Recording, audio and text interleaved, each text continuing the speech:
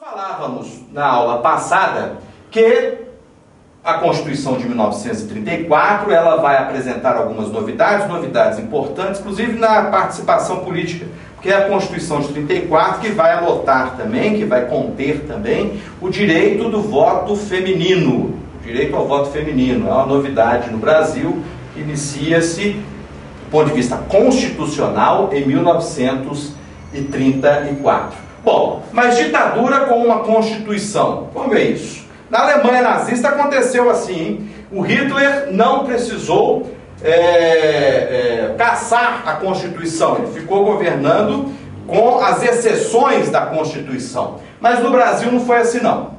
Em 1937, o Brasil já havia passado por um momento muito interessante, que foi a tentativa de tomar o poder pelos comunistas, não é? Esse movimento foi chamado pela historiografia oficial de Intentona Comunista, 1935. Foi um movimento armado que tentou tomar o poder. Diante da pouca mobilização que possuía o Partido Comunista naquela época, não foi possível, não conseguiram tomar o poder, esse movimento foi rechaçado. E ficou para a população, ficou para muita gente a impressão daquela desordem, daquela ameaça constante de alguém tomar o poder, os comunistas tomarem o poder. Isso acontece em 1935. Bom, 1937 anunciava uma eleição para presidente da República, marcada pela Constituição de 1934. Né? Essa eleição não ocorre. Já existiam candidatos à presidência da República colocados, já promovendo a sua campanha, mas essa eleição não ocorre. Não ocorre por quê? Ocorre um golpe de Estado e é implantada uma ditadura. Como é que ocorre esse golpe de Estado? É um momento muito curioso, que é da seguinte forma: um aluno, um capitão do Exército, que estudava fazendo um curso no Exército, e o tema desse curso, da redação, da dissertação desse curso, era o que fazer, quais atitudes o Exército brasileiro deve tomar diante da ameaça de um ataque comunista.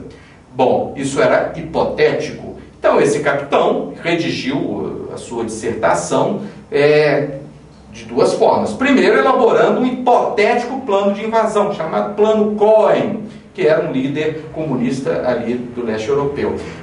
Plano Cohen.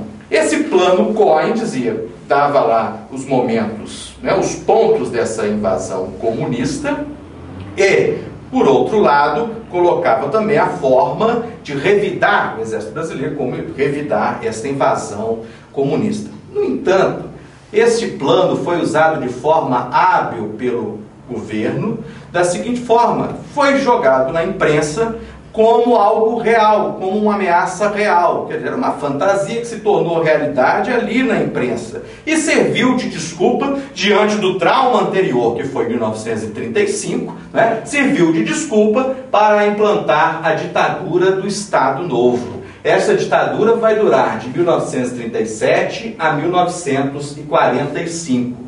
Neste momento da ditadura do Estado Novo, a Constituição de 34 ela deixa de existir, ela é extinta. É criada uma nova Constituição, essa é outorgada, ou seja, não passou pelo mesmo processo de criação de uma Assembleia Constituinte, de eleição de constituintes para elaborar a Constituição, nada disso. Foi elaborada na sua quase totalidade por um político de Minas Gerais, Francisco Campos, Chico Ciência para alguns. Essa Constituição, ela apresentava as seguintes características. Do ponto de vista de tudo aquilo que eu falei, da intervenção do Estado no domínio econômico, continua a mesma coisa, não mudou nada. Ela manteve essa situação. Agora, a diferença é que ela concentra o poder na mão do ditador. Tá? O poder fica concentrado nas mãos de Getúlio Vargas. Um outro aspecto importante a observar na Constituição de 1937, esse aspecto é o seguinte: os estados perdem a sua autonomia. Os interventores, ou no caso aqui de Minas Gerais, o governador, perde a sua autonomia. Ele passa a ser um servidor público subordinado ao presidente da República. Ele não tem autonomia, pelo menos da forma como era proposta até pela Constituição de 34. Não é?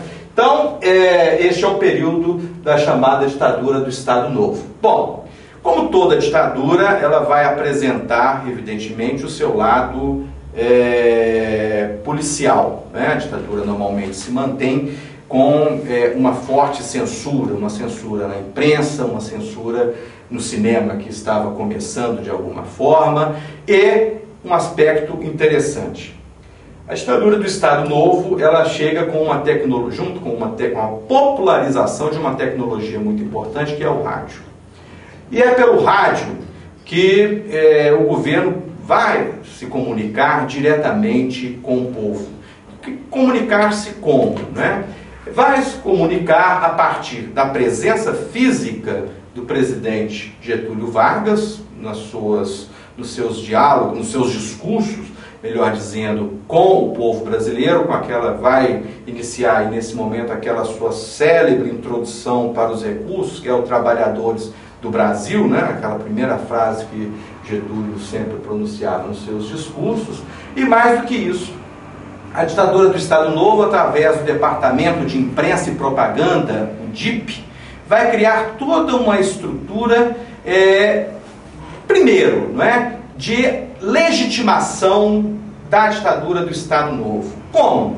A partir da elaboração de músicas que passam a exaltar o governo, a partir mesmo até da proibição de notícias que venham no sentido de algum questionamento ao governo, e outra, também, além do rádio, outra tecnologia que será muito utilizada é o cinema. Não é? O cinema também, através daqueles documentários do DIP, nós vamos ter uma tentativa ou mesmo a legitimação da ditadura do Estado Novo. Que é bom lembrar o seguinte: uma ditadura que vai durar nesse período aí de 37 a 45, e quando o ditador, né, sai do governo e ainda depois volta como senador votado em vários estados, deputado por outros tantos estados também, é bom a gente observar que a figura do Getúlio, ela vai apresentar essa situação diferente, não é? Odiado, amado, aquela história do pai dos pobres, enfim. Trata-se de uma personagem que vai ocupar um espaço muito importante. Mas daqui a pouco nós vamos ver detalhes disso. É nesse período aí, entre 37 e 45, que nós vamos observar na Europa, ali em 37, o início de algo que vai marcar a história da humanidade e no seu final vai vai criar uma nova situação, que é a Segunda Guerra Mundial. O Brasil, nós sabemos bem, é um país que naquele momento, em função da tecnologia militar daquela época, situava-se numa área estratégica até para os Estados Unidos, né, do ponto de vista de abastecimento de aeronaves, de criação de bases militares, como foi o caso, por exemplo, da base militar de Natal, no Rio Grande do Norte. Né? E o Brasil acaba entrando na Segunda Guerra Mundial. O Brasil envia uma força, a Força Expedicionária Brasileira, para a Europa, vai lutar contra o nazismo. Tá? Bom, o retorno desses militares ao Brasil, 44, 45, provoca uma nova situação política, uma nova realidade política. Primeiro, hegemonia, o início aí da hegemonia dos Estados Unidos. Segundo, nós já vamos ter o início também, né, de um novo pensamento econômico que vai ganhando força, que nós temos resquícios desse pensamento ainda hoje, que é o neoliberalismo, ou seja, a ditadura do Estado Novo, o pensamento de Getúlio Vargas está representando algo que, vamos dizer assim, está saindo da moda na economia, ou seja, a intervenção do Estado no domínio econômico, o Estado monopolizando setores da economia, enfim, Isso vai enfraquecer o governo de Vargas. E os militares que o apoiaram, ou que, na realidade, chefiaram o golpe de 1930, principalmente o ministro da Guerra, general Eurico Dutra, passam a conspirar contra o governo de Vargas. E Vargas é destituído em 1945. Então nós temos assim o fim, né, da ditadura do Estado Novo.